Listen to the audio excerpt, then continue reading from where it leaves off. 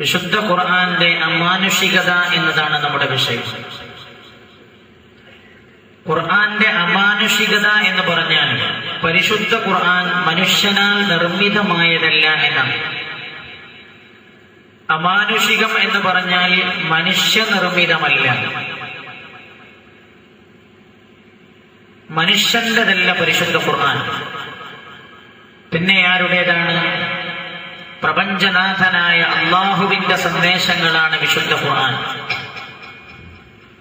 ഇതാണ് നമ്മുടെ വിഷയത്തിന്റെ ഹെഡിങ് കൊണ്ട് അർത്ഥമാക്കുന്നത്. നേരെ വിഷയത്തിലേക്ക് കിടക്കണം. ഒരുപാട് ഭാഗങ്ങൾ ഞാൻ വിട്ടുകളയുന്നു, കാതലായ ഭാഗം മാത്രം ഞാൻ ഓർമ്മപ്പെടുത്തുകയും ചെയ്യുന്നു. മനുഷ്യനിർമ്മിതമല്ല, പരിശുദ്ധ ഖുർആൻ മനുഷ്യനിർമ്മിതമാണ് എന്ന് പരിശുദ്ധ ഖുർആൻ ഇറങ്ങിയ കാലഘട്ടം മുതൽ പല കാലഘട്ടങ്ങളിലായി പലരും ലോകത്ത് വിളിച്ചു പറഞ്ഞിട്ടുണ്ട്. ഹബീബായ നബിയുനാ മുഹമ്മദ് മുസ്തഫ സ്വല്ലല്ലാഹു അലൈഹി വസല്ലമ തങ്ങളുടെ മേൽ പരിശുദ്ധമായ ഖുർആൻ അവതീർണമായപ്പോൾ,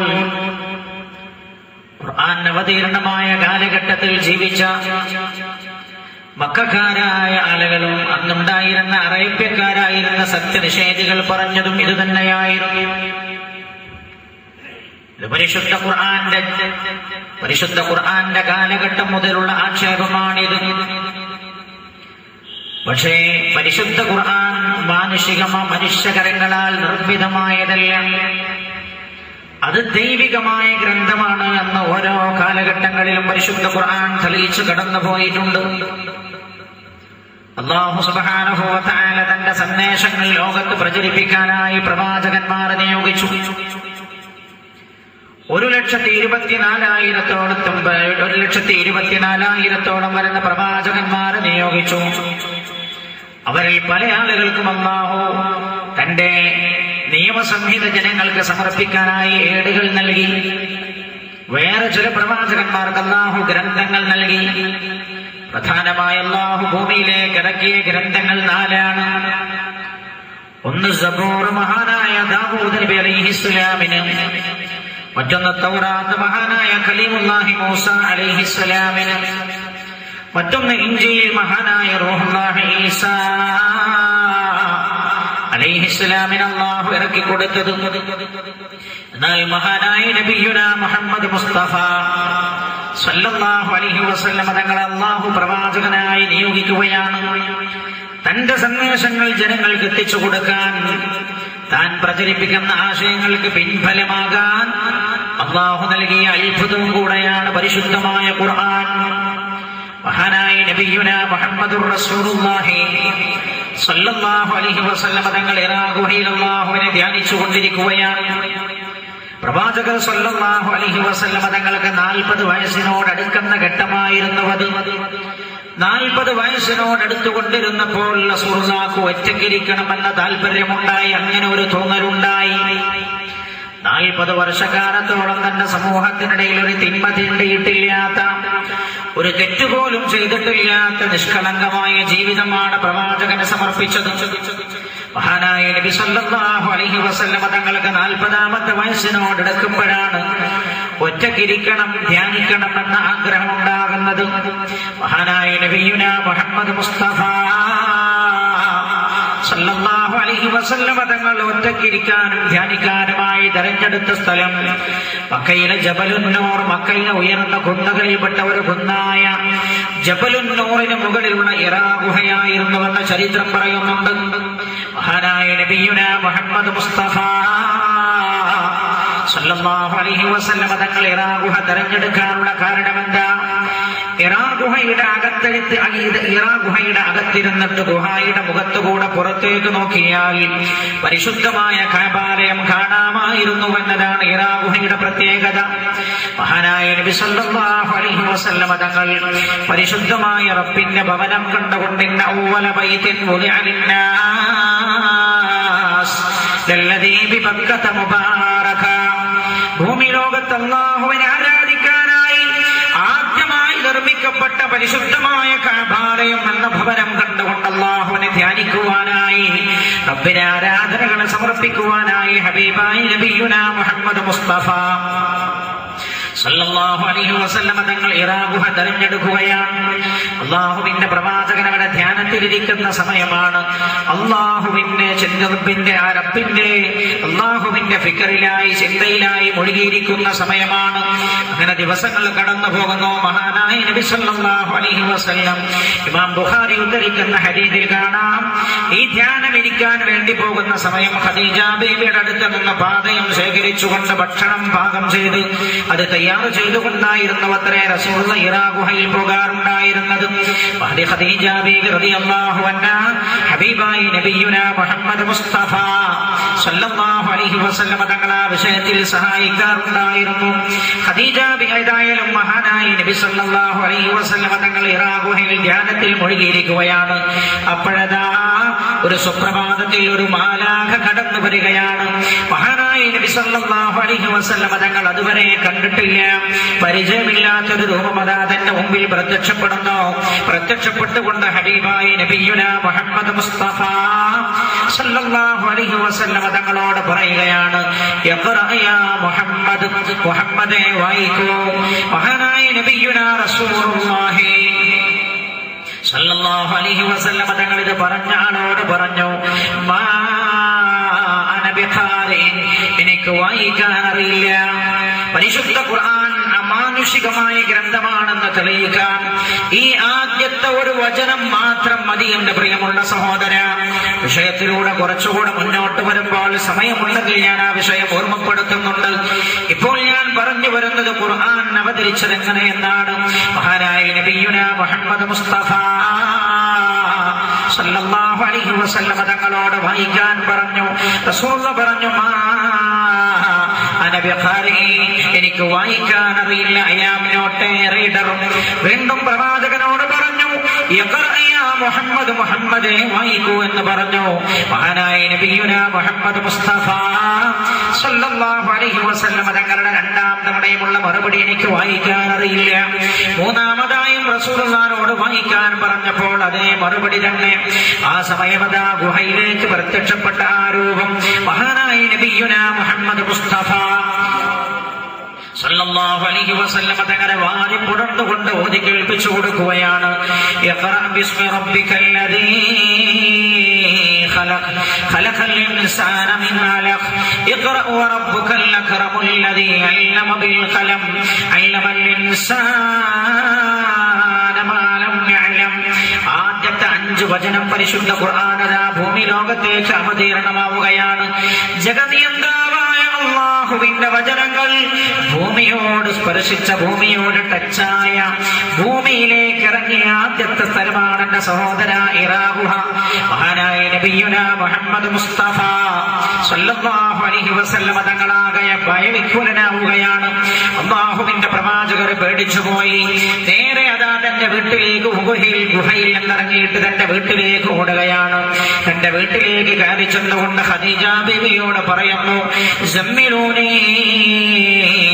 ഖദീജ, ഖദീജ എന്നെ പുതപ്പെട്ടു മൂടൂ ഖദീജ. റസൂലുള്ളാഹിക്ക് അപ്പോഴേക്ക് പനി വന്നിട്ടുണ്ട്, ശരീരം വിറക്കുന്നുണ്ട്. ഖദീജ ബീവി റളിയല്ലാഹു അൻഹാ മഹാനായ നബിയുനാ മുഹമ്മദ് മുസ്തഫ സല്ലല്ലാഹു അലൈഹി വസല്ലം തങ്ങളെ അതാ വീട്ടിന്റെ അകത്ത് കിടത്തിയിട്ട് പുതപ്പിട്ട് മൂടിപ്പുതക്കുകയാണ്. കാര്യങ്ങളൊക്കെ ചോദിച്ചറിയുകയാണ്. മഹാനായ നബി സല്ലല്ലാഹു അലൈഹി വസല്ലം തനിക്കുണ്ടായ സംഭവം പറയുകയാണ്. മഹാനായ നബി സല്ലല്ലാഹു അലൈഹി വസല്ലം തങ്ങളെല്ലാം വിവരിച്ചു കൊടുത്തപ്പോഴാണ് ഖദീജ ബീവി റളിയല്ലാഹു അൻഹ പറഞ്ഞത് സമാധാനിപ്പിക്കുകയാണ്. ഒരു ഉമ്മ പേടിച്ചുപോയ കൊച്ചുമോനെ സമാധാനിപ്പിക്കുന്ന പോലെ ഖദീജ ബീവി റളിയല്ലാഹു അൻഹ മുത്ത് റസൂലിനെ സമാധാനിപ്പിക്കുകയാണെന്ന് ഭയപ്പെടേണ്ടതില്ല. അങ്ങയുടെ നാഥൻ കൈപിടിക്കില്ല. അങ്ങ് പാവങ്ങളെ സഹായിക്കുന്ന ആളല്ലയോ? അങ്ങ് മർദ്ദിതന് വേണ്ടി ശ്രദ്ധിക്കുന്ന ആളല്ലയോ? അങ്ങ് കുടുംബബന്ധം ചേർക്കുന്ന ആളല്ലയോ? അങ്ങ് അയൽവാസി വിശ്വാസികൾക്ക് സഹായം ചെയ്യുന്ന ആളല്ലയോ? അങ്ങേ ഒരിക്കലും അങ്ങയുടെ നാഥൻ കൈവിടിയില്ല. ഖദീജ ബീവി റളിയല്ലാഹു അൻഹ പറഞ്ഞു. അതിന് ശേഷമാണ് വറഖത്ത് ഇബ്നു നൗഫലിന്റെ അടുക്കലേക്ക് കൊണ്ടുപോയത്. സംഭവം ഞാൻ വിവരിക്കുന്നില്ല, വിഷയത്തിന്റെ ചില പ്രധാന വശങ്ങളിലേക്ക് ഇറങ്ങി വരാറുണ്ട്. വറഖത്ത് ഇബ്നു നൗഫലിന്റെ അടുക്കലേക്ക് കൊണ്ടുപോയി. വറഖത്ത് തൗറാത്തിലും ഇഞ്ചീലിലും അവഗാഹമുള്ള പണ്ഡിതനായിരുന്നു. വറഖത്ത് മഹാനായ നബി സല്ലല്ലാഹു അലൈഹി വസല്ലം തങ്ങളോട് സംഗതികളെല്ലാം ചോദിച്ചറിഞ്ഞപ്പോൾ വറഖത്ത് പറഞ്ഞു, ഹാദൻ നാമൂസുൽ ലദീ ജാഅ മൂസ. മഹാനപ്രഭു മുഹമ്മദ് നബി മഹാനായ നബി സല്ലല്ലാഹു അലൈഹി വസല്ലം തങ്ങളോട് പറഞ്ഞു, അങ്ങ് ഭയപ്പെടേണ്ടതില്ല. ഇത് മൂസാ നബി അലൈഹി സ്വലാത്തു വസ്സലാമിന് ദിവ്യ സന്ദേശവുമായി വന്ന ജിബ്രീലാണ്, മാലാഖയാണ് അങ്ങയുടെ അടുത്ത് വന്നിരിക്കുന്നത്. അങ്ങ് പ്രവാചകനായി തെരഞ്ഞെടുക്കപ്പെട്ടിരിക്കുകയാണ്.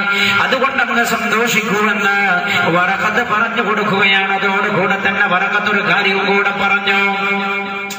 അങ്ങ് ദൈവികമായ സന്ദേശങ്ങൾ ജനങ്ങളോട് പറയാൻ തുടങ്ങിയാൽ അങ്ങയുടെ ജനത അങ്ങയെ അട്ടിയോടിക്കുമെന്ന് കൂടെ വറഖത്ത് ചേർത്ത് പറയുകയാണ്. മഹാനായ നബിയുനാ മുഹമ്മദ് മുസ്തഫ സല്ലല്ലാഹു അലൈഹി വസല്ലം തങ്ങളോട് ആദ്യത്തെ 3 വർഷം രഹസ്യമായി പ്രബോധനം ചെയ്യാൻ അല്ലാഹു കൽപ്പിച്ചത്. പിന്നീട് മഹാനായ നബിയുനാ റസൂലുള്ളാഹി സല്ലല്ലാഹു അലൈഹി വസല്ലം തങ്ങളോട് റബ്ബിന്റെ കൽപ്പന വരികയാണ്. أيها المدثر قم فأنذر وربك فكبر وثيابك فطهر والرجز فاهجر. എഴുന്നേറ്റ് നിൽക്കൂ യാ റസൂലല്ലാഹ്, ജനങ്ങളോട് ഈ സത്യം വിളിച്ചു പറയൂ നബിയേ എന്ന കൽപ്പന വരുമ്പോഴാണ് മഹാനായ നബിയുനാ റസൂലുള്ളാഹി സല്ലല്ലാഹു അലൈഹി വസല്ലം തങ്ങൾ പരസ്യ പ്രബോധനവുമായി രംഗത്ത് വരുന്നത്. പരിശുദ്ധമായ ഖുർആൻ ഓതിയിട്ട് ആളുകളെ വിശുദ്ധമായ ഇസ്ലാമിലേക്ക് ക്ഷണിക്കാൻ തുടങ്ങി. പരിശുദ്ധമായ ഖുർആൻ ഓതാൻ തുടങ്ങിയപ്പോഴാണ് ഖുർആന്റെ മാസ്മരികതയിൽ ഖുർആനിന്റെ മാസ്മരികതയിൽ അതിന്റെ ശൈലിയിലെ, അർത്ഥങ്ങളിലെ, വാക്കുകളുടെ ഘടനയിലെ ഒക്കെ അതിന്റെ മാസ്മരികതയിൽ ആകൃഷ്ടരായി ജനങ്ങൾ വിശുദ്ധമായ ഇസ്ലാമിലേക്ക് കടന്നു വരാൻ തുടങ്ങിയപ്പോഴാണ് മഹാനായ നബിയുനാ മുഹമ്മദ് മുസ്തഫ സല്ലല്ലാഹു അലൈഹി വസല്ലം തങ്ങളിൽ നിന്ന് ആളുകളെ പിന്തിരിപ്പിക്കാനായി പ്രവാചകന്റെ കാലത്ത് ശത്രുക്കളെന്ന് ഉന്നയിച്ച ഏറ്റവും വലിയൊരു ബാലിശമായ വാദമായിരുന്നു പരിശുദ്ധ ഖുർആൻ മുഹമ്മദ് നബിയുടെ വചനങ്ങളാണ് എന്ന്. ഇത് മുഹമ്മദ് നബി നിർമ്മിച്ചുണ്ടാക്കിയതെന്ന് അവർ അവകാശപ്പെട്ടത്.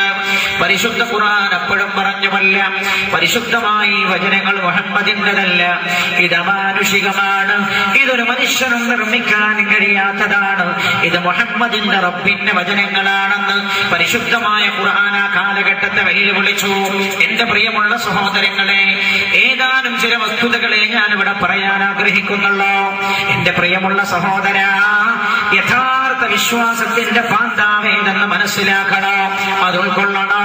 പരിശുദ്ധ ഖുർആൻ ഉൾക്കൊള്ളണം. പരിശുദ്ധമായ ഖുർആൻ അത് മനുഷ്യനിർമ്മിതമായ ഗ്രന്ഥമല്ല.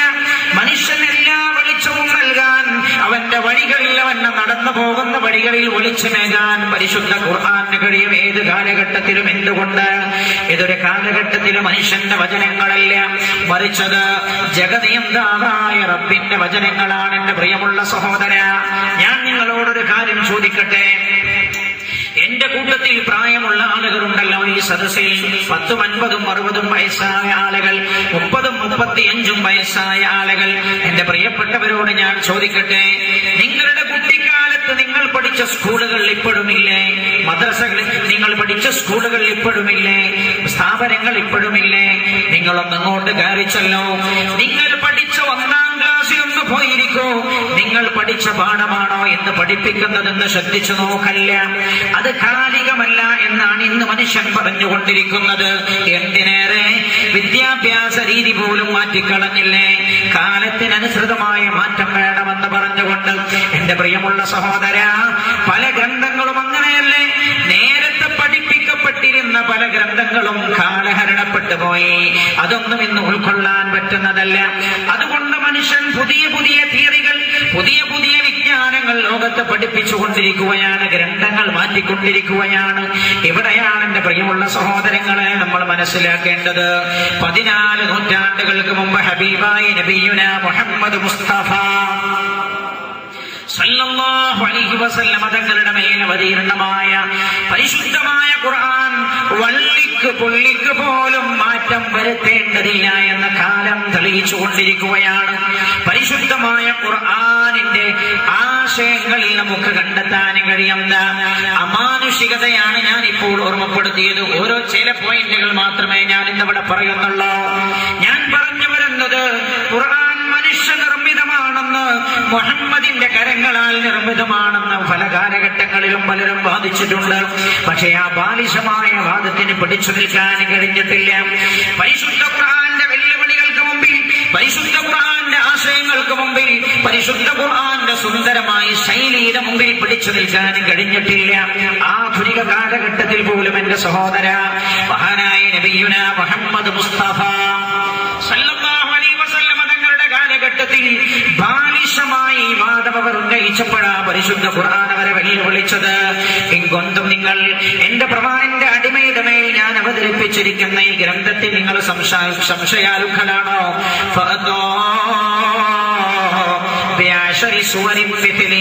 ഖുർആൻ പോലത്തെ ഒരു 10 സൂറത്ത് ഖുർആനിലുള്ളത് പോലത്തെ ഒരു 10 സൂറത്തുകൾ, അധ്യായങ്ങൾ നിങ്ങൾ കൊണ്ടുവരുമെന്ന് പറഞ്ഞു. ആ സമയം അവർ ശ്രമിച്ചു നോക്കി, ഇവർക്ക് കഴിഞ്ഞില്ല. ചിന്തിക്കണം എന്റെ പ്രിയമുള്ള സഹോദര, മഹാനായ നബിയുന മുഹമ്മദ് മുസ്തഫ സല്ലല്ലാഹു അലൈഹി വസല്ലം തങ്ങളിലൂടെ അല്ലാഹു ആ കാലഘട്ടത്തെ അറിയിച്ചു, 10 സൂറത്തുകൾ നിങ്ങൾക്ക് കൊണ്ടുവരാൻ കഴിയില്ലേ? പരിശുദ്ധമായ ഖുർആനിലെ ഒരു സൂറത്ത് പോലത്തെ സൂറത്തെങ്കിലും നിങ്ങൾ കൊണ്ടുവരണേ എന്ന് പറഞ്ഞു. അധ്യായം എന്ന് ഞാൻ പറഞ്ഞത് സൂറത്തിന്റെ പരിഭാഷ പറഞ്ഞതല്ല. സൂറത്ത് എന്നതിന്റെ അധ്യായം എന്ന് പരിഭാഷ പറഞ്ഞാൽ അതിന്റെ പരിഭാഷ, അതിന്റെ അർത്ഥം പറഞ്ഞാൽ അത് ഞാൻ ഭാഷാന്തരം ചെയ്താൽ അതിന് തുല്യമാവുകയില്ല. മനസ്സിലാക്കാൻ ഞാൻ പറഞ്ഞു വന്ന് മാത്രമേ ഉള്ളൂ. പരിശുദ്ധമായ ഖുർആൻ അവരോട് പറഞ്ഞു, ഖുർആനിലെ ഒരു അധ്യായം പോലത്തെ, ഒരു സൂറത്ത് പോലത്തെ ഒരു സൂറത്തെങ്കിലും എന്നാൽ നിങ്ങൾ കൊണ്ടുവരാം. അവർ ശ്രമിച്ചു നോക്കി എന്റെ സഹോദര. അബൂജഹലിന്റെ നേതൃത്വത്തിൽ അവർ എല്ലാ ജനങ്ങളെയും ഒരുമിച്ച് ചേർത്തിയിട്ട് മക്കയിൽ അന്നുണ്ടായിരുന്ന സാഹിത്യകാരന്മാരെ വിളിച്ചു ചേർത്തു. ഞാൻ പറഞ്ഞു വരുന്നത് ആ കാലഘട്ടത്തിൽ പോലും ഒരു മനുഷ്യനെ നിർമ്മിക്കാൻ കഴിയുന്ന ഗ്രന്ഥമല്ല പരിശുദ്ധ ഖുർആനെന്ന്. ഈ ഗ്രന്ഥമിറങ്ങിയ കാലഘട്ടത്തിലെ സാഹിത്യ സാമ്രാട്ടുകളായ അറബികൾ സമ്മതിച്ചിട്ടുണ്ട് എന്റെ പ്രിയമുള്ള സഹോദര. അബൂജഹലിന്റെ നേതൃത്വത്തിൽ മീറ്റിംഗ് വിളിക്കുകയായി. ആളുകളെല്ലാവരും ഒരുമിച്ച് ചേർന്നിരിക്കുന്നു. അബൂജഹൽ പറഞ്ഞു ജനങ്ങളോട്, അല്ലയോ ജനങ്ങളെ, മുഹമ്മദ് വെല്ലുവിളിക്കുന്നുണ്ട് നമ്മെ. ഖുർആൻ പോലത്തെ ഒരു ഗ്രന്ഥം കൊണ്ടുവരാൻ നമ്മളോട് പറഞ്ഞു, നമുക്ക് കഴിഞ്ഞില്ല. 10 സൂറത്ത് പോലത്തെ സൂറത്ത് കൊണ്ടുവരാൻ പറഞ്ഞു, നമുക്ക് കഴിഞ്ഞില്ല. ഇപ്പോഴിതാ ഖുർആൻ വെല്ലുവിളിച്ചിരിക്കുകയാണ്. ഖുൽ ഇൻ കുൻതും ഫീ റൈബിൻ മിമ്മാ നസ്സൽനാ അലാ അബ്ദിനാ ഫഅതു ബിസൂറത്തിൻ മിൻ മിത്ലിഹി വദ്ഉ ശുഹദാഅകും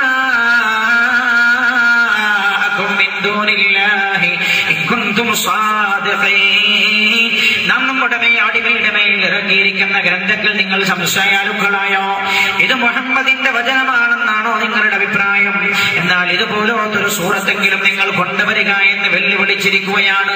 ഇതിന് ഉത്തരം പറഞ്ഞില്ല എങ്കിൽ ആളുകൾ മുഴുവനും മുഹമ്മദിന്റെ കൂടെ വന്ന അബൂജഹൽ പറഞ്ഞു. അതുകൊണ്ട് എന്താണ് ഇതിന് പരിഹാരം? ഒരു സൂറത്ത് പോലത്തെ സൂറത്തെങ്കിലും നമ്മൾ കൊണ്ടുവരണം. എല്ലാവരും പരസ്പരം ചർച്ചയായി. സദസ്സിൽ ആളുകൾ ഇരുന്ന് കുത്തിക്കുറിക്കാൻ തുടങ്ങി. ആരാണിത്? നമ്മളെ പോലെയുള്ള സാധാരണക്കാരല്ല.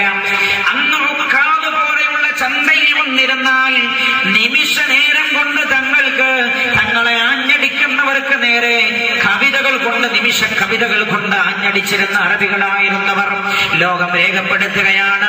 അതുപോലെ സാഹിത്യത്തിന്റെ ഒരു ലോകം പിന്നീട് കഴിഞ്ഞു പോയിട്ടില്ലത്രേ. അത്ര സാഹിത്യത്തിൽ അവഗാഹം നേടിയവരായിരുന്നു അറബികൾ.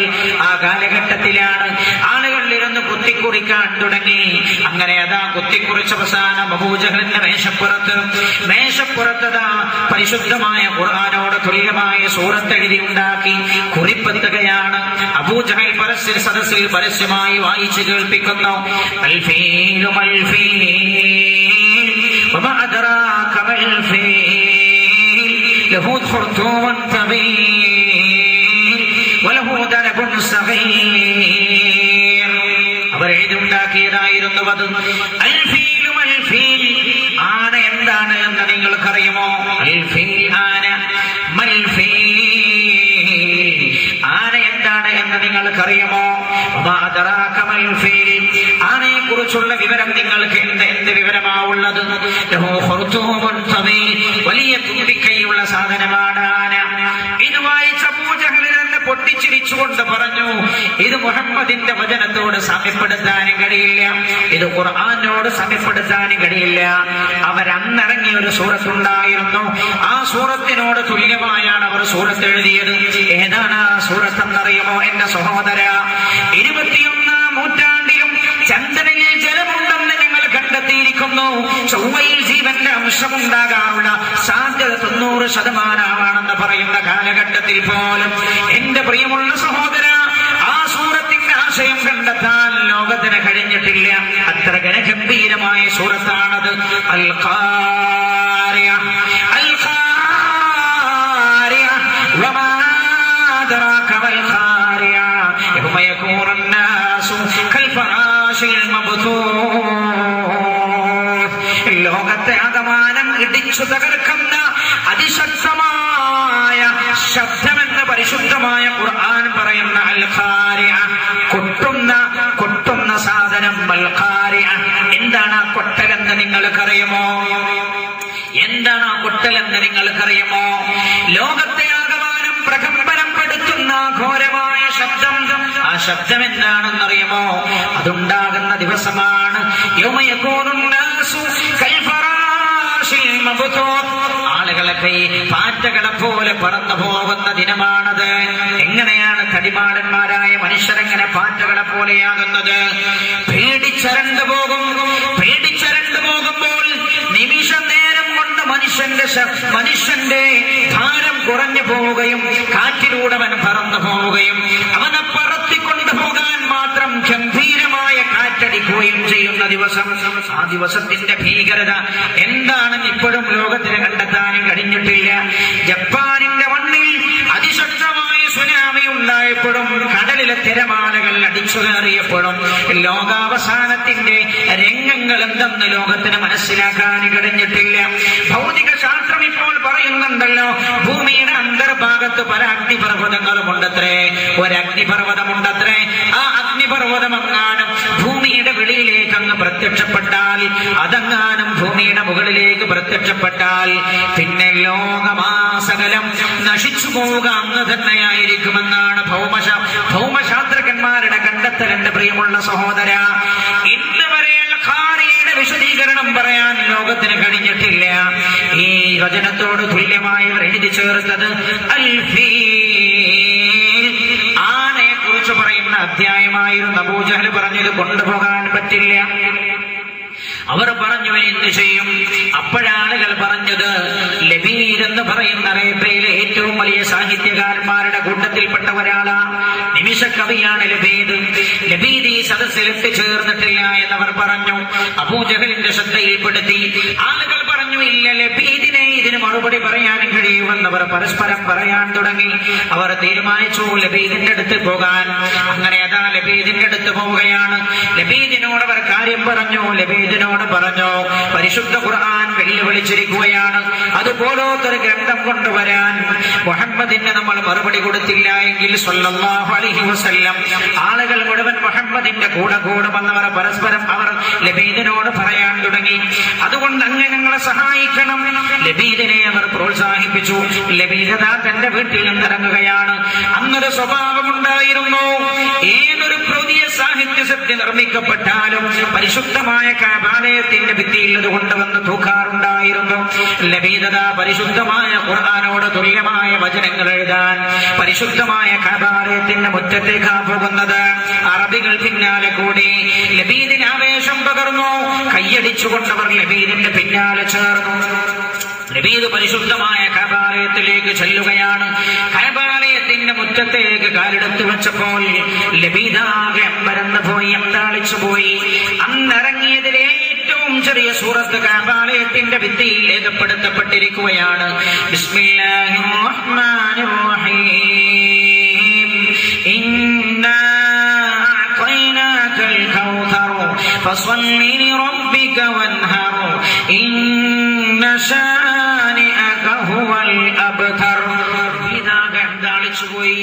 ലബീദ് ചിന്തിച്ചു, ഇതാണോ മുഹമ്മദിന്റെ വചനമെന്ന് ഈ അറബികൾ പറയുന്നത്? എനിക്ക് അംഗീകരിക്കാൻ കഴിയില്ല. ലബീദിന്റെ മനസ്സുകൾ മന്ത്രിച്ചു, ഇതൊരിക്കലും ഒരു മനുഷ്യന്റെ വചനമാകാൻ സാധ്യതയില്ല. ഇനി പ്രപഞ്ചനാഥനായ റബ്ബിന്റെ വചനമാകാനേ സാധ്യതയുള്ളൂ. കാരണം മുഹമ്മദ് അക്ഷരമറിയാത്ത ആളാണ്. ഒരക്ഷരം പോലും എഴുതാനോ വായിക്കാനോ അറിയാത്ത ആളാണല്ലോ മുഹമ്മദ്. ആ മുഹമ്മദിന് ഒരിക്കലും ഇത്തരത്തിലുള്ള വചനങ്ങൾ എഴുതി വെക്കാനോ പറയാനോ മുഹമ്മദിന്റെ കഴിയില്ല. അതുകൊണ്ട് ഇത് മുഹമ്മദിന്റെ വാക്കാണെന്ന് പറഞ്ഞാൽ എന്റെ മനസ്സത് സമ്മതിക്കുകയില്ല. ലബീദിന്റെ മനസ്സ് മന്ത്രിച്ചുകൊണ്ടിരുന്നു. ലബീദതാ കഅബാലയത്തിന്റെ മുറ്റത്തേക്ക് വന്നു. അറബികളതാ വിളിച്ചു പറയുകയാണ്, മഹാനായ നബിയുനാ മുഹമ്മദ് മുസ്തഫ സല്ലല്ലാഹു അലൈഹി വസല്ലം തങ്ങളും സ്വഹാബികളും മറുഭാഗത്തുണ്ട്. അവരവിടെ ഇരിക്കുകയാണ്. അപ്പോഴാണ് അറബികളുടെ ഘോരമവർ ആർത്തട്ടഹസിക്കുകയാണ്, മുഹമ്മദേ, നിന്റെ അവസാനത്തെ അടവും തകരാൻ പോവുകയാണ്. ഞങ്ങളുടെ ലബീദ് നിന്റെ പരിശുദ്ധന്റെ ഖുർആനോട് തുല്യമായ സൂറത്ത് എഴുതാൻ പോവുകയാണ്. ലബീദയുടെ ചുവട്ടിൽ കൈവെക്കുകയാണ്. നേരത്തായി കൈവെക്കുന്നു. ലബീദ് എഴുതുകയാണ്. അറബികൾ വായിക്കുന്നു. അറബികൾ വായിച്ചു.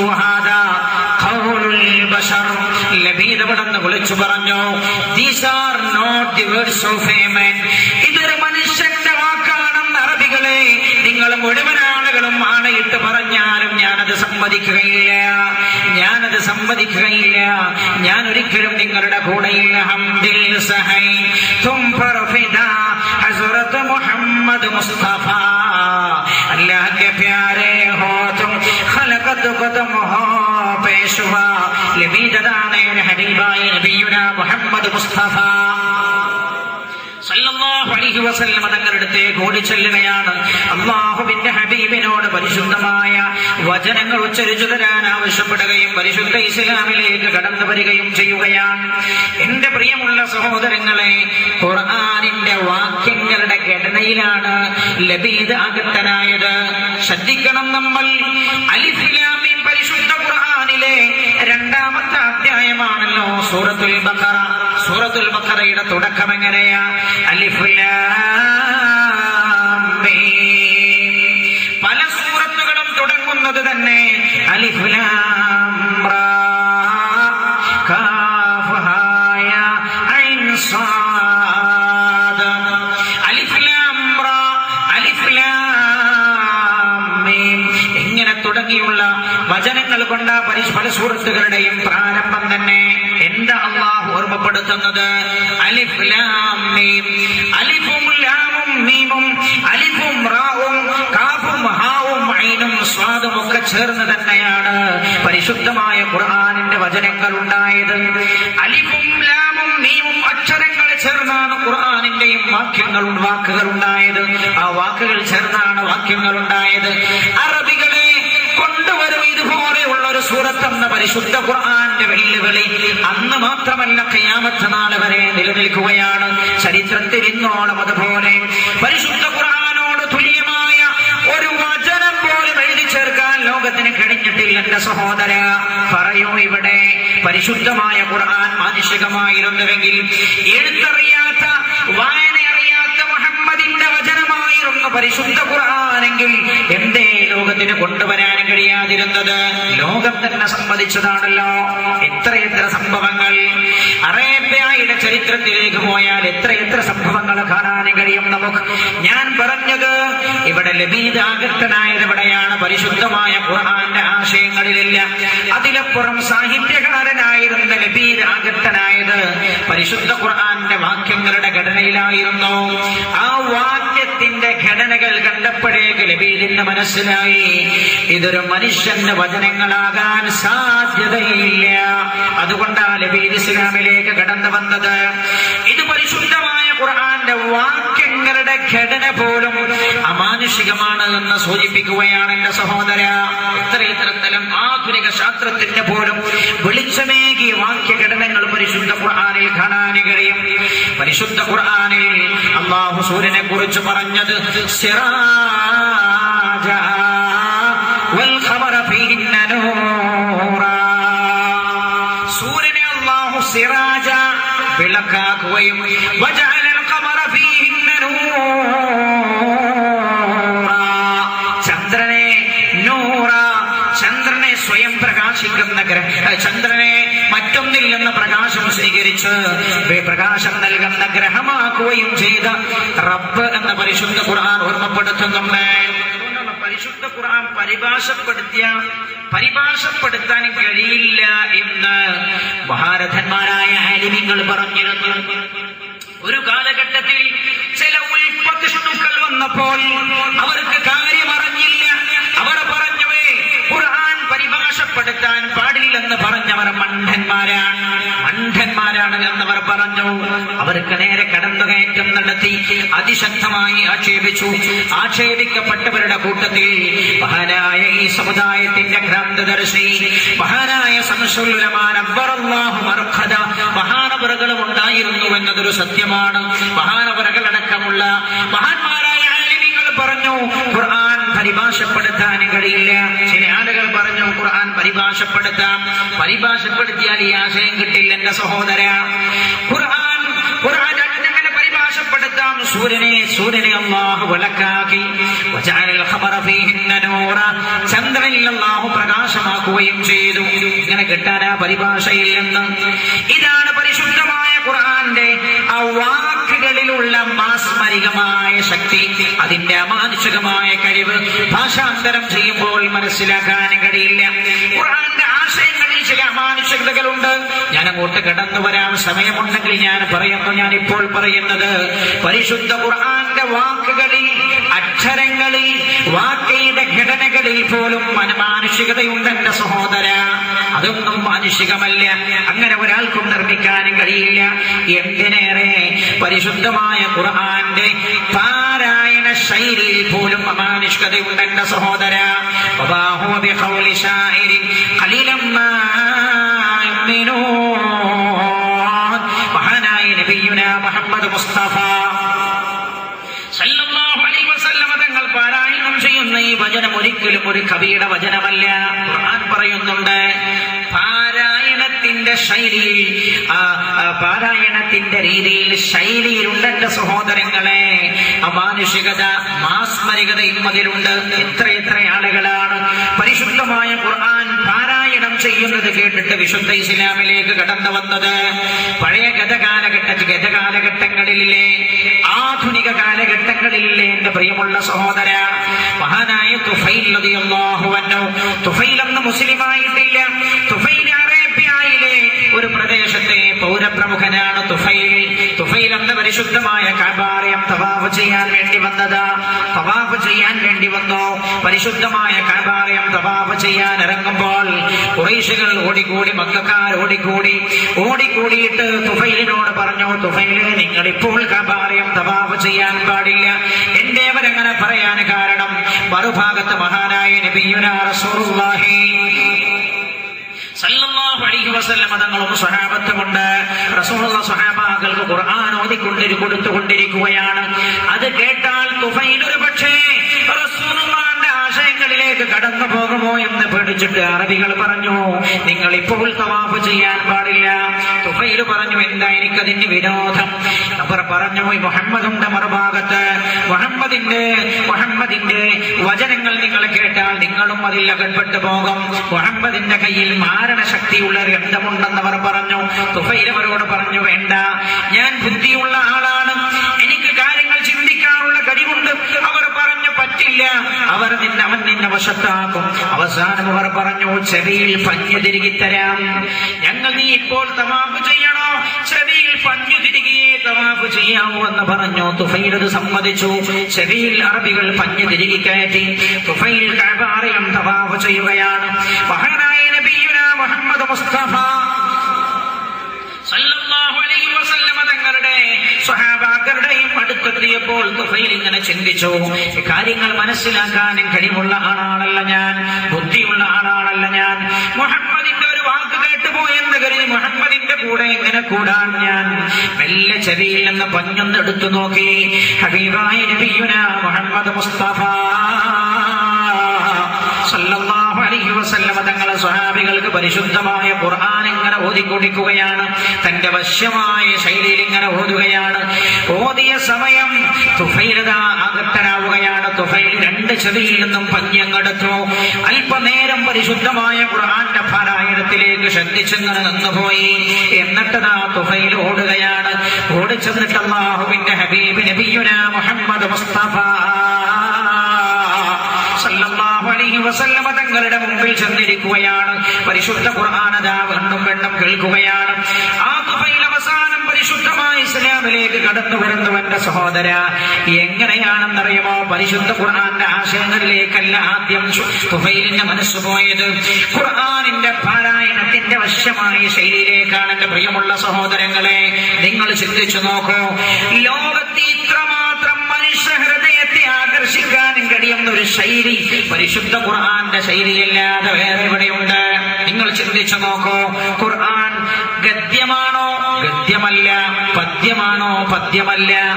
ഈ ഒരു ശൈലി പരിശുദ്ധ ഖുർആനല്ലാതെ ലോകത്ത് വേറൊരു ഗ്രന്ഥത്തിനുമില്ല. എന്റെ പ്രിയമുള്ള സഹോദര, നിങ്ങൾക്കറിയില്ലേ, വർഷങ്ങൾക്ക് മുമ്പ് മലപ്പുറം ജില്ലയിലെ തിരൂരിൽ, ഞാൻ അമേരിക്കയിലേക്ക് പോകുന്നില്ല, ജപ്പാനിലേക്ക് പോകുന്നില്ല, നിങ്ങൾക്ക് പോയി അന്വേഷിക്കാൻ പറ്റുന്ന ദൂരമാണ് ഞാൻ പറയുന്നത്. അങ്ങ് മലപ്പുറം ജില്ലയിലെ തിരൂരിൽ വധിക്കപ്പെട്ടു പോയ യാസിർ ഉണ്ടല്ലോ, യാസിർ ആരായിരുന്നുവെന്നറിയുമോ? യാസിറിനെ യാസിറാക്കിയത് ആരാണെന്നറിയുമോ? യാസിറിനെ പരിശുദ്ധമായ ഇസ്ലാമിലേക്ക് കൊണ്ടുവന്നത് എന്തായിരുന്നുവെന്നറിയുമോ? ആളല്ല, അതിന്റെ പിന്നിൽ ശ്രമങ്ങളല്ല. തന്റെ തൊട്ടടുത്ത കടയിലുള്ള മുസ്ലിമായ സഹോദരന്റെ കടയിൽ നിന്ന് കേട്ട പരിശുദ്ധമായ ഖുർആൻ പാരായണമാണ്. പാരായണമാണ്. പാരായണമായിരുന്നു. വളരെ തീവ്രവാദിയായിരുന്ന വിഭാഗത്തിൽ പ്രവർത്തിച്ചിരുന്ന അന്ന് യാസിറായിരുന്നില്ല. അമുസ്ലിമായ സഹോദരന് വിശുദ്ധ ഇസ്ലാമിലേക്ക് കടന്നു വരാൻ പ്രേരകമായത് തിരൂരടുത്താണല്ലോ. കോഴിച്ചന എന്ന് പറയുന്ന സ്ഥലത്തായിരുന്നു അയാൾ ജോലി ചെയ്തിരുന്നത്. അയാൾ ജോലി ചെയ്തിരുന്ന ഷോപ്പിന്റെ തൊട്ടടുത്ത കടയിൽ നിന്ന് പരിശുദ്ധമായ ഖുർആന്റെ ആ പാരായണ ശൈലി കേട്ടപ്പോൾ യാസിർ അതിൽ ആകൃഷ്ടനായി. ഇന്ന് യാസിറായിട്ടില്ല, അയാൾ അതിൽ ആകൃഷ്ടനാവുകയാണ്. ആകൃഷ്ടനായ ആൾ പിന്നീട് കടക്കാരനോട് കേസിട്ട് ചോദിച്ചു. തന്റെ വീട്ടിൽ കൊണ്ടുപോയി കേട്ടാൻ തുടങ്ങി. കൂടുതൽ മനസ്സിന് ആകർഷണീയത തോന്നി, താല്പര്യം തോന്നി. പിന്നെ അതിന്റെ ആശയങ്ങളിലേക്ക് കടന്നു. അവസാനമതാ തന്റെ മതം വലിച്ചൊറിഞ്ഞ് വിശുദ്ധ ഇസ്ലാമിലേക്ക് കടന്നു വരികയാണ്. ആര്? യാസിർ. എന്നിട്ട് പേര് സ്വീകരിച്ചു. ഏത് പേരാ സ്വീകരിച്ചത്? യാസിർ എന്ന പേരാ സ്വീകരിച്ചത്. ആരായിരുന്നു യാസിർ? ആരായിരുന്നു എന്റെ സഹോദര യാസിർ? ചരിത്രത്തിൽ ഏറ്റവും കൂടുതൽ പീഡനം സഹിച്ച ഒരു കുടുംബത്തിന്റെ പേരായിരുന്നു യാസിർ. ചരിത്രത്തിന്റെ ആ തനിയാവർത്തനം നമ്മുടെ നാട്ടിലും നടത്തിയിട്ടല്ലേ മഹാനവറുകൾ ലോകത്തോട്, ആ സഹോദരൻ ലോകത്തോട് വിട പറഞ്ഞത്. ഞാൻ പറഞ്ഞു വരുന്നത്, ആ അമുസ്ലിമായിരുന്ന തീവ്ര ചിന്താഗതിക്കാരനായിരുന്ന മുസ്ലിമിനെ പോലും വിശുദ്ധ ഇസ്ലാമിലേക്ക് കടന്നു വരാൻ പ്രേരകമായത് ആദ്യം ഖുർആനിന്റെ ആശയമല്ല, ഖുർആനിന്റെ പാരായണത്തിലെ വശ്യമായ ശൈലിയായിരുന്നു. എന്റെ സഹോദര, തന്നെയല്ലേ നമുക്കങ്ങനെ ഓതാൻ കഴിയാത്തോണ്ടല്ലേ? പരിശുദ്ധ ഖുർആൻ എത്ര ആളുകൾ ഈയിടെ നിങ്ങൾ പത്രത്തിൽ വായിച്ചില്ലേ?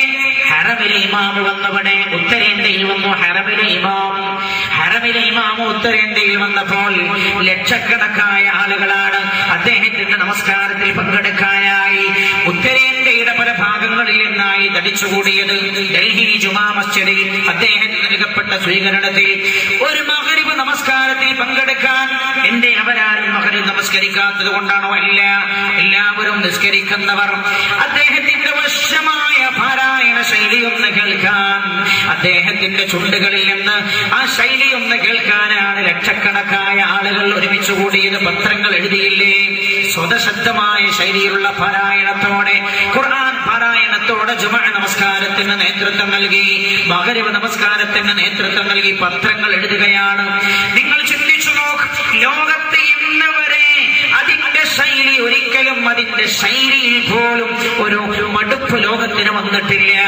ഏതൊരു പാട്ടെടുത്തു നോക്ക് നിങ്ങൾ, ഒരു പക്ഷേ ഇറങ്ങുന്ന സമയത്ത് ഇത് ഹിറ്റ് ഗാനമാകും. ഒരു 2-3 കൊല്ലം കഴിയുമ്പോഴേക്ക് അതിന്റെ പ്രസക്തി നഷ്ടപ്പെട്ടു പോവുകയാണ്, അതിന്റെ ശൈലി പഴഞ്ചനാവുകയാണ്.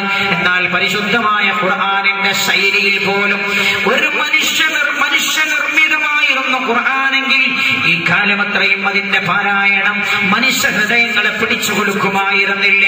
അതിന്റെ ശൈലിയിൽ പോലും അമാനുഷികതയുണ്ട്. എന്റെ പ്രിയമുള്ള സഹോദര, ചരിത്രത്തിലേക്ക് ഒരുപാട് കടന്നു വരാറുണ്ട്. ഈ കഴിഞ്ഞ ആഴ്ചയിൽ പോലും പത്രത്തിൽ വന്ന റിപ്പോർട്ട് നിങ്ങളുടെ ശ്രദ്ധയിൽപ്പെട്ടിട്ടുണ്ടാകുമല്ലോ. അമേരിക്കയിൽ ഒരു ചിന്തകനാണ് മൊബൈലിലൂടെ പരിശുദ്ധ ഖുർആനിന്റെ ഒരൊറ്റ ആയത്ത് കേട്ടതാണ് അയാളെ വിശുദ്ധമായ ഖുർആനെ കുറിച്ച് പഠിക്കാൻ പ്രേരിപ്പിച്ചത്. ചിന്തിക്കൂ എന്റെ സഹോദര, തന്റെ സഹോദരന്റെ മൊബൈലിലൂടെ കേട്ട ഒരു പരിശുദ്ധമായ ഖുർആന്റെ ആയത്താണ് പരിശുദ്ധമായ ഖുർആനോട് ആ ചിന്തകനെ അടുപ്പിച്ചത്. അങ്ങനെ പരിശുദ്ധമായ ഖുർആനെ കുറിച്ച് പഠിക്കാൻ തയ്യാറായി മുസ്ലിമായ വാർത്ത കഴിഞ്ഞ ആഴ്ച പത്രകോളങ്ങളിലൂടെ നമ്മൾ വായിച്ചു കഴിയുന്നേ ഉള്ളൂ. പരിശുദ്ധ ഖുർആന്റെ ശൈലിയിൽ പോലും അമാനുഷികതയുണ്ട്. 1 ഖുർആനിന്റെ അക്ഷരങ്ങളിൽ, 2 ഖുർആനിന്റെ വാക്കുകളുടെ ഘടനയിൽ, 3 ഖുർആനിന്റെ ശൈലിയിൽ, 4 എന്റെ സഹോദര ഖുർആനിന്റെ ആശയങ്ങളിൽ. എന്റെ മുമ്പിൽ സമയമില്ലാത്തത് കൊണ്ടാണ് ഞാൻ പോയിന്റുകൾ മാത്രം അങ്ങ് പറഞ്ഞു പോകുന്നത്. വിശദീകരിക്കാനുള്ള സമയം നമ്മുടെ മുമ്പിലില്ല. ഖുർആനിന്റെ ആശയങ്ങളിൽ പോലും അമാനുഷികത കാണാം. പരിശുദ്ധമായ ഖുർആന്റെ ഓരോ ആശയങ്ങളും മാനുഷികമല്ല എന്റെ സഹോദര, അമാനുഷികമാണ്. പല ആളുകളും മുഹമ്മദിന്റെ ഗ്രന്ഥമെന്ന് പറഞ്ഞ് തള്ളിക്കളയാറുണ്ട്. മുഹമ്മദിന്റെ ഗ്രന്ഥമല്ല പരിശുദ്ധ ഖുർആൻ, രാജാതിരാജനായ റബ്ബിന്റെ വചനമാണ് എന്റെ സഹോദര. അല്ലാഹുവിന്റെ വചനങ്ങളാണ്. അതുകൊണ്ട് തന്നെ അതിന്റെ ആശയങ്ങൾ പോലും സമ്പുഷ്ടമാണ്. ഒരു കാലഘട്ടത്തിലും ഒരു കാലത്തും തിരുത്തലുകൾക്ക് വിധേയമാകാത്ത ഗ്രന്ഥമുണ്ടോ? പരിശുദ്ധ ഖുർആനാണ്. ഞാൻ അവസാനിപ്പിക്കാൻ പോവുകയാണ്. ഈ 4 പോയിന്റുകൾ ഞാൻ ചുരുക്കി നിങ്ങളുടെ ശ്രദ്ധയിൽപ്പെടുത്തി എന്ന് മാത്രം. ഒരുപാട് കാര്യങ്ങൾ പറയാനുണ്ടായിരുന്നതുമായി ബന്ധപ്പെട്ട എന്റെ പ്രിയമുള്ള സഹോദരങ്ങളോട് ഞാൻ ഓർമ്മപ്പെടുത്തുകയാണ്. ഖുർആനിനെ അടുത്തറിയണം, ഖുർആനിനെ അടുത്ത് മനസ്സിലാക്കണം, ഖുർആനിനെ കൂടുതൽ പഠിക്കാൻ നമ്മൾ ശ്രമിക്കണം. പരിശുദ്ധ ഖുർആന്റെ ആശയങ്ങൾ, ലോകത്ത് പല ആശയങ്ങളും പലപ്പോഴായി മാറ്റത്തിരുത്തലുകൾക്ക് വിധേയമാക്കപ്പെടേണ്ടി വന്നിട്ടില്ലേ? ഇന്ന് പോലും മാറ്റത്തിരുത്തലുകൾക്ക് ഒരു വള്ളിക്ക് പോലും വ്യത്യാസപ്പെടുത്തേണ്ടി വന്നിട്ടില്ലാത്ത ഗ്രന്ഥമുണ്ടോ? അത് അല്ലാഹുവിന്റെ കലാമാണ് എന്റെ സഹോദര.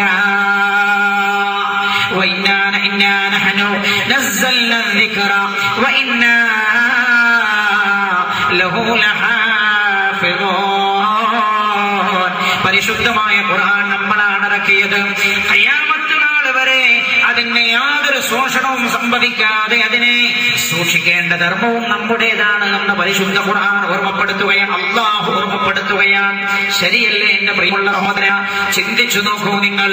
ഖുർആനിന്റെ ഒരുപാട് ഖുർആനികമായ വിജ്ഞാനങ്ങൾ പരിശോധിച്ചാൽ നമുക്കിത് മനസ്സിലാക്കാൻ കഴിയും. കാലികമായി ഒന്ന് മാത്രം ഞാൻ പറഞ്ഞോട്ടെ നിങ്ങളോട്, കാലികമായി ഒന്ന് മാത്രം. നിങ്ങൾ ചിന്തിച്ചു നോക്ക്, മനുഷ്യന്റെ ആശയങ്ങളും ദൈവികമായ ആശയങ്ങളും എത്ര വ്യത്യാസമുണ്ട്. ഏത് കാലഘട്ടത്തിലും പ്രസക്തമായത് ദൈവികമായ ആശയങ്ങളല്ലേ? ഈയിടെ നമ്മുടെ കേരളത്തെ പിടിച്ചുകുലുക്കിയ ഒരു സംഭവം ഉണ്ടായി. പത്രകോളങ്ങളിൽ നമ്മൾ ഇതൊക്കെ വായിച്ചതാണ്.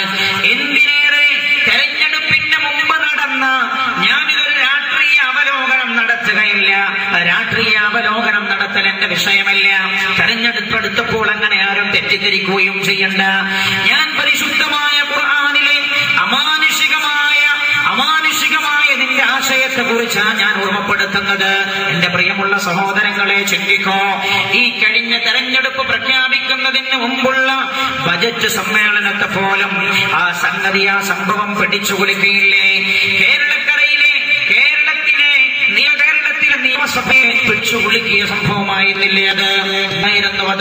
എറണാകുളത്ത് നിന്ന് ഒരു പെൺകുട്ടി പെണ്ണ് കാണൽ ചടങ്ങിനായി തന്റെ വീട്ടിലേക്ക് വരുന്നു. തന്റെ വീട്ടിലേക്ക് വരുമ്പോൾ ട്രെയിനിൽ സഞ്ചരിക്കുകയാണ്. ട്രെയിനിൽ സഞ്ചരിക്കുന്ന ഈ പെൺകുട്ടി ഒറ്റക്കൊരു കമ്പാർട്ട്മെന്റിൽ അകപ്പെട്ടു പോയി. ഒരു കമ്പാർട്ട്മെന്റിൽ ഈ പെണ്ണ് മാത്രം തനിച്ചായി. വഴിയിൽ വെച്ചൊരു സ്റ്റേഷനിൽ ഈ പെണ്ണിനെ കമ്പാർട്ട്മെന്റിൽ ഒറ്റക്കയ്യനായ ഒരാൾ കമ്പാർട്ട്മെന്റിലേക്ക് ചാടി കയറി. വാർത്തയൊന്നും ഞാൻ വിശദമായി പറയുന്നില്ല. ചാടിക്കയറി കമ്പാർട്ട്മെന്റിലേക്ക് ചാടിക്കയറി പെണ്ണിനെ ശല്യപ്പെടുത്താൻ തുടങ്ങി. ശല്യം സഹിക്കാൻ കഴിയാതെ വന്നപ്പോൾ പെണ്ണ് ട്രെയിനിൽ നിന്ന് നിലത്തേക്ക് ചാടി. ഇയാളും ചാടി. നിലത്ത് വീണ പെണ്ണ് നിലത്ത് നിന്ന് എഴുന്നേൽക്കാൻ ശ്രമിക്കുമ്പോൾ ഈ പെൺകുട്ടിയുടെ ഈ യുവതിയുടെ മുടി പിടിച്ച് നിലത്താഞ്ഞു കുത്തി. ബോധരഹിതയായി അബോധാവസ്ഥയിലുള്ള പെണ്ണിനെ കുറ്റിക്കാട്ടിലേക്ക് വലിച്ചുകൊണ്ടുപോയി ക്രൂരമായി ബലാത്സംഗം ചെയ്തു. ആ കുട്ടി മരിച്ചുപോയി. വാർത്ത നമ്മൾ കേട്ടതാണല്ലോ. നമ്മുടെ ഭരണത്തിനാ കേന്ദ്രങ്ങളെപ്പോഴും ഈ വാർത്ത പിടിച്ചുകുലുക്കി. അതിന് പരിഹാരം വേണമെന്ന് പറഞ്ഞപ്പോൾ പരിഹാരം എന്തായിരുന്നു നിർദ്ദേശിക്കപ്പെട്ടത്? നിങ്ങൾ ചിന്തിക്കൂ. പരിശുദ്ധമായ ഖുർആന് നേരെ ആരൊക്കെ കടന്നുകയറ്റങ്ങൾ നടത്തിയിട്ടുണ്ടോ അവരുടെ ആശയങ്ങളൊന്നും ഒരു കാലത്തും മനുഷ്യന് പൂർണ്ണമായിരുന്നില്ല. പരിശുദ്ധ ഖുർആന്റെ ആശയങ്ങളെ മറികടക്കാൻ ലോകത്തിനിന്ന് വരെ കഴിഞ്ഞിട്ടില്ല. എന്റെ മനുഷ്യനിർമ്മിതമായിരുന്നുവെങ്കിൽ കഴിഞ്ഞ കാലഘട്ടത്തെക്കാൾ ബുദ്ധിയുള്ള മനുഷ്യർ പിൽക്കാലത്ത് വരുമ്പോൾ ആ ആശയങ്ങളെ മറികടക്കേണ്ടയില്ലായിരുന്നില്ലേ? മറികടക്കാനും കഴിഞ്ഞില്ല. എന്താ ഈ സംഭവം ഉണ്ടായപ്പോൾ നമ്മൾ കേട്ടത്? ഈ സംഭവത്തിന് പരിഹാരമായി കേരള ഗവൺമെന്റ് സമാധാനിപ്പിച്ചുകൊണ്ട് ജനങ്ങളെ ഈ വിഷയത്തെ തണുപ്പിച്ചുകൊണ്ട് പറഞ്ഞത്, എല്ലാ ട്രെയിനിന്റെ കമ്പാർട്ട്മെന്റുകളിലും ഞങ്ങൾ ലേഡീസ് പോലീസിനെ നിയമിക്കാൻ പോവുകയാണ്. ഞാൻ ചോദിക്കട്ടെ, ലേഡീസ് പോലീസിനെ നിയമിച്ചതുകൊണ്ട് സ്ത്രീകൾക്ക് നേരെയുള്ള ബലാത്സംഗ ശ്രമങ്ങൾ ഇല്ലാതെയാകുമോ? ഒരുപക്ഷെ ഇത്തരത്തിലുള്ള എന്ത് കുറ്റം ചെയ്താലും ഭയമില്ലാത്തവർ ഒരുപക്ഷെ ലേഡീസ് പോലീസിന് നേരെയായിരിക്കും അടുത്ത കയ്യേറ്റം. ഇതാണ് ഒരു പ്രശ്നത്തിന്റെ പരിഹാരം. എന്നാൽ ചിന്തിക്കേണ്ട സഹോദര, പരിശുദ്ധമായ ഖുർആൻ പറഞ്ഞ പരിഹാരങ്ങളൊക്കെയും ശാശ്വതമായ പരിഹാരങ്ങളായിരുന്നു. എന്താ കാരണം? അത് രാജാതിരാജനായ റബ്ബിന്റെ ആശയങ്ങളായിരുന്നു. ആശയങ്ങളാണ് പരിശുദ്ധ ഖുർആനിൽ.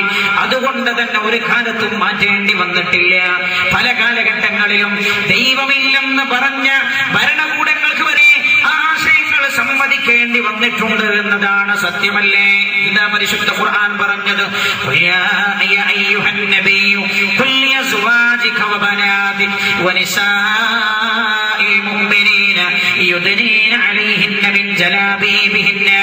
നബിയേ, അങ്ങയുടെ ഭാര്യമാരോടങ്ങ് പറയണം, അങ്ങയുടെ പെൺമക്കളോട് പറയണം, മുഅ്മിനീങ്ങളാകാൻ ആഗ്രഹിക്കുന്ന പെണ്ണുങ്ങളോടും പറയണം,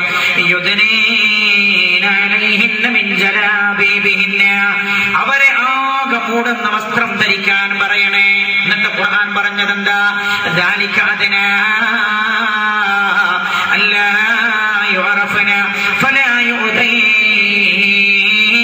അതാണ് അവർ ആരാണെന്നറിയപ്പെടാതിരിക്കാൻ, അവരുടെ സൗന്ദര്യം എങ്ങനെയെന്നറിയപ്പെടാതിരിക്കാൻ ഏറ്റവും നല്ലതാണ്. അങ്ങനെയെങ്കിൽ അവർ ആക്രമിക്കപ്പെടില്ല, അവർ ഉപദ്രവിക്കപ്പെടില്ല. എന്ത് ശൈലിയിലാണ് ഖുർആൻ പറഞ്ഞത്? ശരിയല്ലേ എന്റെ സഹോദര? ഈ സംഭവം മാത്രം പഠിച്ചു നോക്ക്. ബലാത്സംഗങ്ങൾ കൂടാൻ കാരണമെന്താ? മനുഷ്യാരോഗ്യത്തിന് ഹാനികരമായ എയ്ഡ്സ് വർദ്ധിക്കാൻ കാരണമെന്താ? ബലാത്സംഗങ്ങൾ കൂടിയതെന്താണ്? അനർത്ഥത്തിന്റെ ബന്ധങ്ങൾ ഉണ്ടാകുന്നതാണ്. അനർത്ഥത്തിന്റെ ബന്ധങ്ങൾ വ്യാപിക്കാനുള്ള കാരണമെന്താ? അന്യ സ്ത്രീയും പുരുഷനും ദർശിക്കാനിടയായതാണ്. പുരുഷൻ സ്ത്രീയിൽ ആകട്ടനാകുന്നതാണ്. ആകട്ടനാകാതിരിക്കണോ? നോട്ടം നിയന്ത്രിക്കണേ. ഒരന്യ പുരുഷനും അന്യ സ്ത്രീയെ കാണാൻ ഇടവരരുത് എന്ന വിശുദ്ധ ഖുർആൻ പറഞ്ഞത്. ഒറ്റക്കയ്യൻ എങ്ങനെയാ ട്രെയിനിന്റെ കമ്പാർട്ട്മെന്റിലേക്ക് ചാടിക്കയറാൻ കാരണം ഒരു സ്ത്രീയെ ട്രെയിനിന്റെ കമ്പാർട്ട്മെന്റിൽ കണ്ടതാണ്. പരിശുദ്ധ പ്രവാചകർ നബിയുനാ മുഹമ്മദ് മുസ്തഫ സല്ലല്ലാഹു അലൈഹി വസല്ലം തങ്ങൾ പറഞ്ഞല്ലോ, ലാ തുസാഫിറു ഇല്ലാ മഅദി മഹറം. ഒരു പെണ്ണും ഒരു മഹറമിനോട് കൂടെയില്ലാതെ യാത്ര ചെയ്യരുത്. ഒന്ന്, നിങ്ങൾ എന്റെ ഈ അപകടത്തിന് കാരണം പെണ്ണൊറ്റക്ക് യാത്ര ചെയ്തതാണ്. ലാ തുസാഫിറു ഇല്ലാ മഅദി മഹറം. ഒറ്റക്കയ്യൻ കമ്പാർട്ട്മെന്റിലേക്ക് കാടിക്കയറി ഈ കുട്ടിയെ ശല്യപ്പെടുത്തി. എന്റെ കാരണം ആ കുട്ടിയുടെ പച്ചമാംസള ഭാഗങ്ങളിൽ ആകൃഷ്ടനായതാണ്. എന്റെ ആകൃഷ്ടനാകാൻ കാരണം ആ പെണ്ണ് തന്റെ മാംസളമായ ഭാഗങ്ങൾ പുറത്ത് കാണിച്ച യാത്ര ചെയ്തത്. അതാ ഖുർആൻ പറഞ്ഞത്, യുദ്നീന അലൈഹിന്ന മിൻ ജലാബീബിഹിന്ന. ആകെ മൂടുന്ന വസ്ത്രം ധരിക്കണേ. ധരിച്ചാൽ സ്ത്രീയുടെ സൗന്ദര്യമാരും കാണുകയില്ല. നമ്മളിത് സ്ത്രീയുടെ സ്വാതന്ത്ര്യം ഹനിക്കലാണെന്ന് പറഞ്ഞു. നിങ്ങൾക്കറിയുമോ, ഫ്രഞ്ച് ഗവൺമെന്റിന് സമ്മതിക്കേണ്ടി വന്നില്ലേ? ഫ്രാൻസിലെ ഗവൺമെന്റിന് സമ്മതിക്കേണ്ടി വന്നു. ടീച്ചർമാർക്ക് നേരെ, പഠിപ്പിക്കുന്ന അധ്യാപികമാർക്ക് നേരെ ബലാത്സംഗ ശ്രമങ്ങൾ ഉണ്ടായ കാലഘട്ടം ഫ്രഞ്ച് ഗവൺമെന്റ് പഠിക്കാൻ വേണ്ടി സമിതിയെ നിയോഗിച്ചു. സമിതി പഠനം നടത്തിയിട്ട് റിപ്പോർട്ട് സമർപ്പിച്ചു ഫ്രഞ്ച് ഗവൺമെന്റിന്റെ മുമ്പിൽ. എന്താ വന്ന റിപ്പോർട്ട്? ഫ്രഞ്ച് ഗവൺമെന്റിനോട് അവർ പറഞ്ഞ കാരണം, അധ്യാപികമാർക്ക് നേരെ ബലാത്സംഗ ശ്രമങ്ങൾ ഉണ്ടാകാൻ കാരണം പഠിപ്പിക്കുന്ന കുട്ടികൾ അധ്യാപികമാർ മാംസള ഭാഗങ്ങൾ കാണിച്ചുകൊണ്ട് കുട്ടികൾക്ക് മുമ്പിൽ പ്രത്യക്ഷപ്പെടുന്നതാണ്. കേട്ടോളോ. എന്നിട്ട് ഫ്രഞ്ച് ഗവൺമെന്റിനോട് ഇതിന് പരിഹാരമായി പറഞ്ഞത്, അധ്യാപികമാരോട് മാംസള ഭാഗങ്ങൾ മറച്ചു വരാൻ പറയണേ എന്നായിരുന്നു. യാ അയ്യുഹൻ നബിയ്യു ഖുൽ ലിഅസ്വാജിക വബനാതിക വനിസാഇൽ മുഅ്മിനീന യുദ്നീന അലൈഹിന്ന മിൻ ജലാബീബിഹിന്ന. 14 നൂറ്റാണ്ടുകൾക്ക് മുമ്പ് പറഞ്ഞു പോയ ആശയം 20-ാം നൂറ്റാണ്ടിൽ ഫ്രഞ്ച് ഗവൺമെന്റിന് സമ്മതിക്കേണ്ടി വന്നെന്റെ പ്രിയമുള്ള സഹോദര. ഇതിന്റെ ആശയങ്ങൾ അങ്ങനെയാണ്. ഒരുപാട് കാര്യങ്ങൾ പറയാനുണ്ട്. ഏറ്റവും ആനുകാലികമെന്ന നിലക്ക് ഞാൻ ആ വിഷയം പറഞ്ഞത്. ശാസ്ത്രീയമായ വശങ്ങളിലേക്ക് കടന്നാലോ പറഞ്ഞവസാനിപ്പിക്കാൻ കഴിയില്ല എന്റെ സഹോദര, പറഞ്ഞവസാനിപ്പിക്കാൻ കഴിയില്ല. ആദ്യ വചനങ്ങളിൽ തന്നെ ഈ വചനം ഒരിക്കലും ഒരു മനുഷ്യന്റെ വചനമല്ല എന്ന് സൂചിപ്പിക്കുന്ന വചനമാണ്. എന്താ ആദ്യം ഇറങ്ങിയ വചനം? ഇഖ്റ, അങ്ങ് വായിക്കുക. ഇഖ്റ, അങ്ങ് വായിക്കുക. ആരോടാ പറഞ്ഞത്? വായന അറിയാത്ത ആരോടാ വായിക്കാൻ പറയുന്നത്? നമുക്ക് തോന്നുക വിഡ്ഢിത്തമെന്നല്ലേ? ശ്രദ്ധിക്കണം എന്റെ സഹോദര, വിഡ്ഢിത്തമെന്നല്ലേ നമുക്ക് തോന്നുക? അല്ല. ഇഖ്റ, വായിക്കൂ നബിയെ എന്നാ പറഞ്ഞത്. അപ്പൊ വായിക്കണമെങ്കിൽ ഒന്നുകിൽ മനസ്സിലുള്ള കാര്യങ്ങൾ വായിക്കണം, അത് പറയണം. അതല്ലെങ്കിൽ എഴുതി വെച്ച വല്ലതും വായിക്കണം. എഴുതി വെച്ച ഒന്നും വായിക്കാൻ അറിയാത്ത ആളാണ് മുഹമ്മദ് നബി. ഒരക്ഷരം പോലും വായിക്കാൻ അറിയാത്ത ആളാണ്. ഒരു അധ്യാപകന്റെ മുമ്പിലും ഈ പ്രവാചകൻ പോയിട്ടില്ലെന്ന് അറേബ്യ മുഴുവൻ സമ്മതിച്ചതാണ്. അന്ന് ജീവിച്ചിരിക്കുന്ന ആളുകൾ പോയിരുന്നുവെങ്കിൽ അവർ പറയുമായിരുന്നു. അതുകൊണ്ട് തന്നെ ഒരക്ഷരം വായിക്കാൻ ഈ പ്രവാചകൻ അറിയില്ല. എന്നാലോ മനുഷ്യരുടെ വായിക്കാനോ ഒരക്ഷരവും വായിക്കാൻ അറിയാത്തത് കൊണ്ട് വായിച്ചു കാണാതെ പഠിച്ചിട്ടുമില്ല. പിന്നെ എന്താ വായിക്കാൻ പറഞ്ഞത്? ശ്രദ്ധിക്കുന്ന പ്രിയമുള്ള സഹോദര, നബിയെ അങ്ങ് വായിക്കുക. ബിസ്മി റബ്ബിക്കല്ലദീ ഖലഖ. സൃഷ്ടാവായ റബ്ബിന്റെ നാമത്തിൽ അങ്ങ് വായിക്കണം. എന്ത് വായിക്കണം? റബ്ബങ്ങയോട് വായിപ്പിക്കുന്നത് അങ്ങ് വായിക്കണം നബിയേ. അല്ലാഹു അങ്ങയോട് എന്താണോ വായിപ്പിക്കാൻ ആഗ്രഹിക്കുന്നത് അത് വായിച്ചു തുടങ്ങുക. യാ റസൂലല്ലാഹ് സ്വല്ലല്ലാഹു അലൈഹി വസല്ലം. പരിശുദ്ധ ഖുർആൻ ആദ്യമിറങ്ങിയ വചനം പോലും പരിശുദ്ധ ഖുർആൻ മുഹമ്മദ് മാനുഷികമല്ല. മഹാനായ പ്രവാചകർ നബിയുനാ മുഹമ്മദ് മുസ്തഫ സല്ലല്ലാഹു അലൈഹി വസല്ലം തങ്ങളാൽ നിർമ്മിതമല്ല എന്ന് മനുഷ്യനെ പഠിപ്പിക്കുന്ന വചനങ്ങളാണ്. ആദ്യത്തെ 5 ആയത്തിൽ 600-ലേറെ ശാസ്ത്രങ്ങളുണ്ട് എന്ന് ഏറ്റവും പുതിയ കണ്ടെത്തൽ. പറയാൻ സമയമില്ല. ഇഖ്റ ബിസ്മി റബ്ബിക്കല്ലദീ ഖലഖ്. അന്ന് തുടങ്ങുന്ന 5 വചനങ്ങളിൽ 600-ലേറെ ശാസ്ത്രശാഖകളുണ്ടത്രേ. 600-ലേറെ ശാസ്ത്രശാഖകൾ. ഒരു നിരക്ഷര കുക്ഷിയായ അക്ഷരം വായിക്കാൻ അറിയാത്ത ഒരു പ്രവാചകൻ ഇങ്ങനെ 5 5 വചനങ്ങളിൽ, 5 ആയത്തുകളിൽ, 5 സെന്റൻസുകളിൽ, 5 സെന്റൻസുകളിൽ 600-ലേറെ വിജ്ഞാനങ്ങൾ അങ്ങനെ പറയാൻ കഴിയും.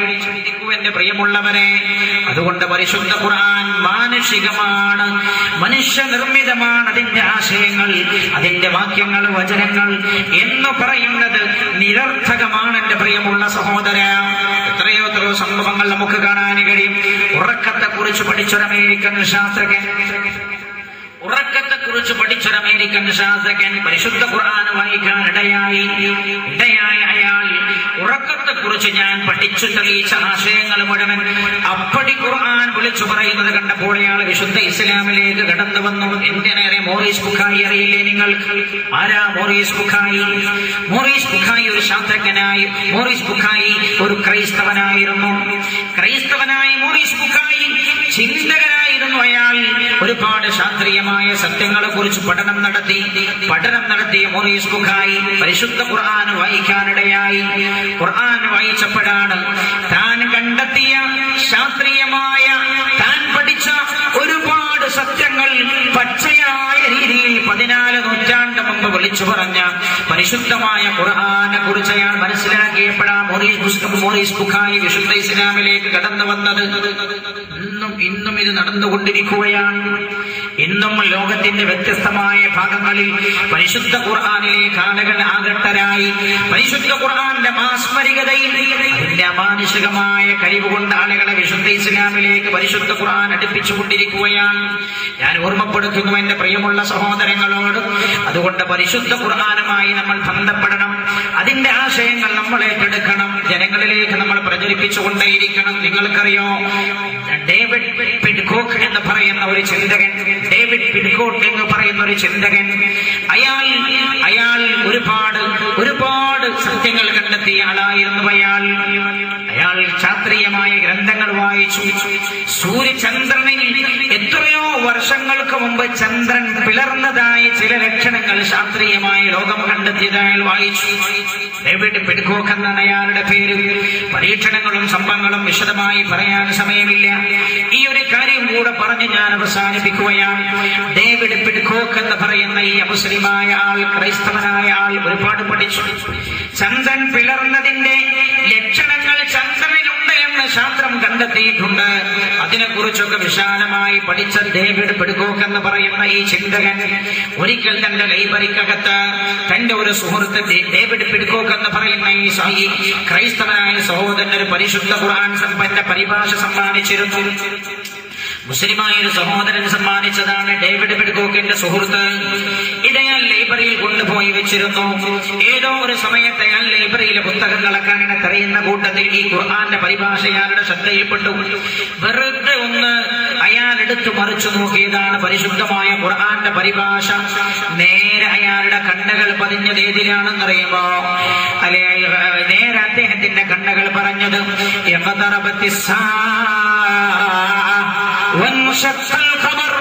ലോകാവസാനം അടുത്തിരിക്കുന്നു, ചന്ദ്രൻ പിളർന്നിരിക്കുന്നു എന്ന വചനമാണ് നേരെ ഇയാൾ കാണുന്നത്. അയാളാകെ അത്ഭുതപ്പെട്ടുപോയി.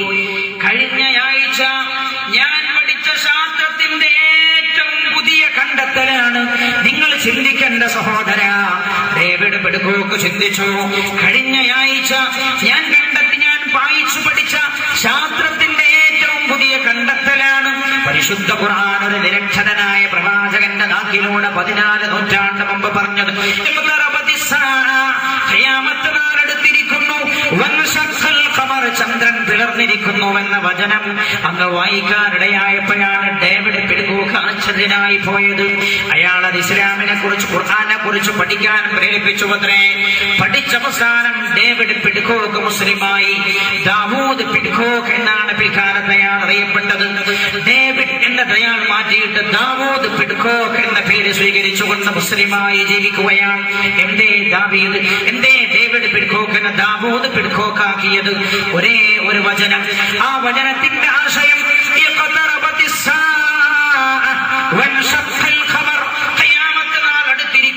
ചന്ദ്രൻ പിളർന്നിരിക്കുന്നു. ഏതാണ് ആ സംഭവം എന്റെ സഹോദര?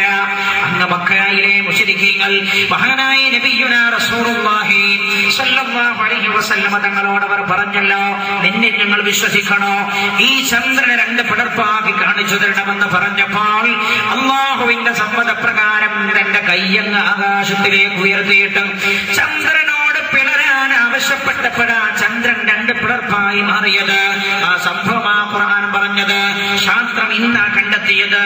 ചന്ദ്രനിൽ ജലമുണ്ടോ എന്ന് പഠിക്കുന്ന ശാസ്ത്രം, ചന്ദ്രനിൽ ജീവന്റെ അംശങ്ങൾ നിലനിർത്താൻ കഴിയുമോ എന്ന് പഠിക്കുന്ന ശാസ്ത്രം, മനുഷ്യന്റെ യാത്ര പോയി താമസിക്കാൻ പറ്റുമോ ചന്ദ്രനിലെന്ന് ശാസ്ത്രം പഠിക്കുന്ന കാലം. ഇപ്പോഴാ ശാസ്ത്രം കണ്ടെത്തിയത് ചന്ദ്രൻ ഏതോ കാലത്ത് പിളർന്നതിന്റെ അടയാളം ചന്ദ്രനിൽ ഉണ്ടത്രേ. ഭൗതിക ശാസ്ത്രം കണ്ടെത്തി. അങ്ങനെയാണ് ഡേവിഡ് പിഡ്കോക്ക് ദാവൂദ് പിഡ്കോക്കായി മാറിയത്. ഞാൻ അവസാനിപ്പിക്കുന്നു. ഞാൻ 4 കാര്യങ്ങൾ പറഞ്ഞു. അതിന് ചെറിയ ഉദാഹരണങ്ങളെ ഞാൻ പറഞ്ഞുള്ളൂ. സമയം നമ്മുടെ മുമ്പിലില്ലാത്തതുകൊണ്ട്